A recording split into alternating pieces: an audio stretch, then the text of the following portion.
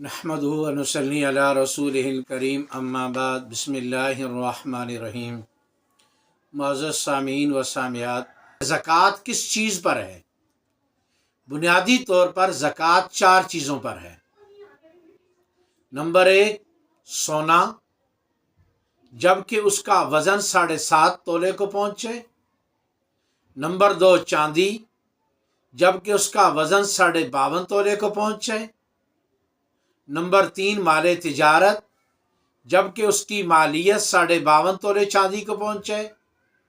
اور نمبر 4 نقدی، کہ جب اس کی بھی مالیت 52.5 تولے چاندی کو پہنچ جائے۔ یہ 4 طرح کے مال ہیں کہ جن پر زکوٰۃ آتی ہے، لیکن ان 4 طرح کے مالوں پر بھی زکوٰۃ آنے کے لیے ایک شرط ہے کہ اس پر سال گزرا ہو۔ پورا سال یہ سونا، چاندی، نقدی اور مال تجارت رہا ہو، اس پر سال کا گزرنا لازم ہے۔ سال کے گزرنے کے بعد تب جا کے زکوٰۃ فرض ہوتی ہے۔ اور دوسری گزارش یہ ہے، اگر سال کے اول میں ان چیزوں کا نصاب موجود ہے اور سال کے اختتام پر ان چیزوں کا نصاب موجود ہے، درمیان میں اگر کچھ کمی بھی ہو گئی ہے تو اس کا اعتبار نہیں کیا جائے گا، زکوٰۃ پوری واجب ہوگی۔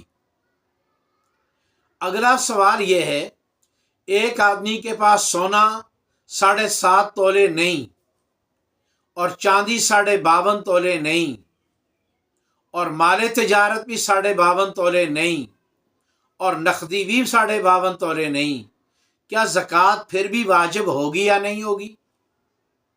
اگر ہم دیکھیں گے کہ سونا جو موجود ہے اور کچھ چاندی موجود ہے، اس موجود سونے اور چاندی کو ملا کے اگر 52.5 تولہ چاندی کی مالیت بنتی ہے تو پھر زکوٰۃ فرض ہو جائے گی۔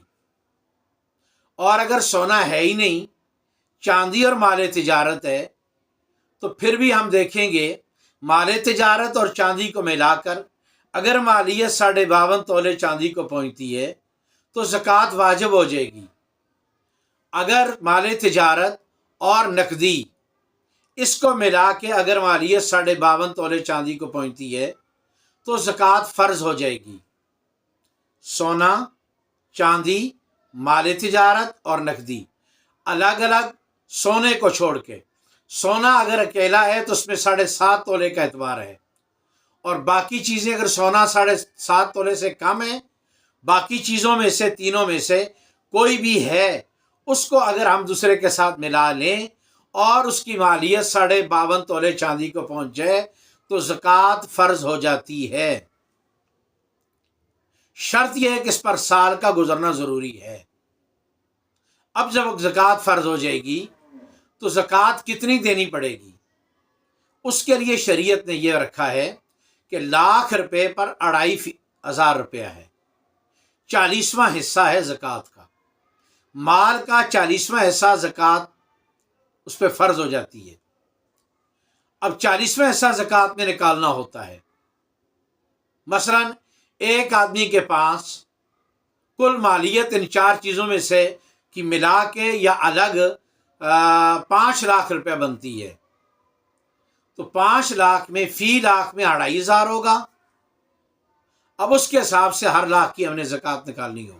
اکیلے کی مقدار کم ہے، جب یہ جمع ہو جائے گا تو جمع ہو کر جب 52.5 تولے چاندی کو پہنچ جائے گا پھر بھی زکوٰۃ فرض ہو جائے گی۔ اس مسئلے کو اچھی طرح سمجھ لیجیے۔ اگلا سوال یہ کہ زکوٰۃ کا حقدار کون ہے؟ آدمی اپنے اصول اور فروع کو زکوٰۃ نہیں دے سکتا۔ اصول سے مراد ماں باپ، دادی دادا، پردادی پردادا ہے۔ فروع سے مراد اولاد، اولاد کی اولاد، اولاد کی اولاد کی اولاد۔ آدمی ان کو زکوٰۃ نہیں دے سکتا۔ اور اگر بہن بھائی، ان کا اپنا خرچہ، ان کا اپنا کمانے کا سسٹم، نفع نقصان الگ ہے، تو آدمی اپنے غریب بہن بھائیوں کو زکوٰۃ دے سکتا ہے۔ ایک بھائی غریب ہے لیکن امیر بھائی کے ساتھ رہتا ہے، یہ غریب کو زکوٰۃ نہیں دے، بھائی کو زکوٰۃ نہیں دے سکتا۔ ایک بہن ہے، غریب ہے، اس کے پاس ذاتی تو مالیت نہیں ہے لیکن بھائی کے ساتھ رہ رہی ہے، اس کا کھانا، اس کا پینا، اس کا لباس، اس کی ضروریات، اس کا علاج، اس کا معالجہ بھائی کے ذمہ ہے، اس بہن کو آدمی بھائی زکوٰۃ نہیں دے سکتا۔ یہی بہن ہے، شادی شدہ ہے یا غیر شادی شدہ ہے، اس کے کھانے کا سسٹم، اس کے پہننے کا سسٹم، اس کا نفع نقصان اپنا ہے، تو بھائی اپنی بہن کو زکوٰۃ دے سکتا ہے۔ اسی طرح بھائی ہے، الگ رہ رہا ہے اور اس کا نفع نقصان الگ ہے، اور دوسرا بھائی مالدار ہے، تو بھائی مالدار اپنی زکوٰۃ اپنے بھائی کو دے سکتا ہے۔ اس کے علاوہ خونی رشتوں کے علاوہ باقی جو رشتے ہیں ان میں اگر کوئی غریب ہے تو بہتر ہے کہ زکوٰۃ اس کو دی جائے۔ اور اسی طریقے سے کئی دینی مدارس ہیں جہاں آپ کو اطمینان ہے اور آپ کا زکوٰۃ کا پیسہ وہاں مصرف پہ خرچ ہوتا ہے، تو سب سے زیادہ حقدار آپ کی زکوٰۃ کے دینی مدارس ہیں، کیونکہ اس سے دین کی تبلیغ اور اشاعت میں آپ کا پیسہ بطور معاون کے استعمال ہو جائے گا۔ لہٰذا ایک بات یاد رکھیے، کبھی اپنی زکوٰۃ ان جی اوز کو نہ دیجیے، کیونکہ وہاں دینی مسائل کی رعایت نہیں ہے، وہاں مصرف میں خرچ کرنے کا جو نا وہ مزاج نہیں ہے۔ آپ کی زکوٰۃ کس کو جا کے دی جا رہی ہے، کہاں خرچ کی جا رہی ہے، اس کا سمجھنا بہت ضروری ہے۔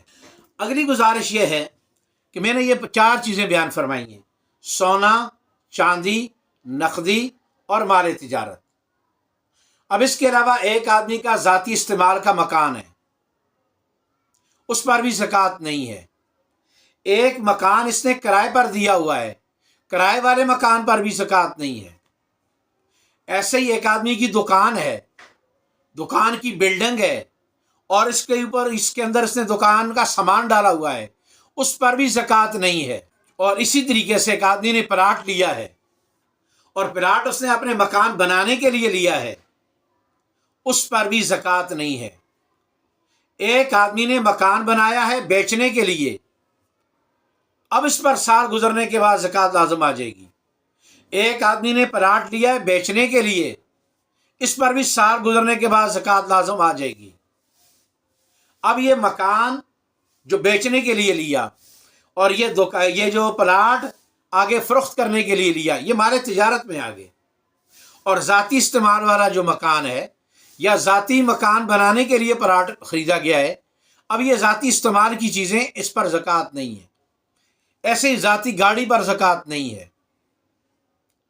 اور تجارت کے لیے اگر گاڑی لی ہے کہ میں گاڑی خریدی ہے اور میں اس کو بیچوں گا، اس پر زکوٰۃ آئے گی، ذاتی استعمال کی چیز پر زکوٰۃ نہیں ہے۔ ذاتی استعمال کے گھر کے سامان پر زکوٰۃ نہیں ہے، ذاتی سواری پر زکوٰۃ نہیں ہے۔ ان چیزوں پہ زکوٰۃ لازم نہیں آتی۔ زکوٰۃ ان چیزوں پر لازم آئے گی جو ان 4 چیزوں میں سے ہوں گی: سونا، خواہ استعمال والا ہو یا گھر میں ویسے رکھا ہوا ہو، چاندی خواہ استعمال میں ہو یا گھر میں ویسے رکھی ہوئی ہو، اور اسی طریقے سے نقدی، اس پر زکوٰۃ لازم آئے گی۔ اور ایسے ہی مال تجارت، جو چیز ہم نے خریدی ہے بیچنے کے لیے، وہ مال تجارت ہے، اس پر زکوٰۃ لازم آئے گی۔ اللہ تعالیٰ ان باتوں کو سمجھ کر عمل کی توفیق نصیب فرمائے۔ وآخر دعوانا ان الحمد للہ رب العالمین۔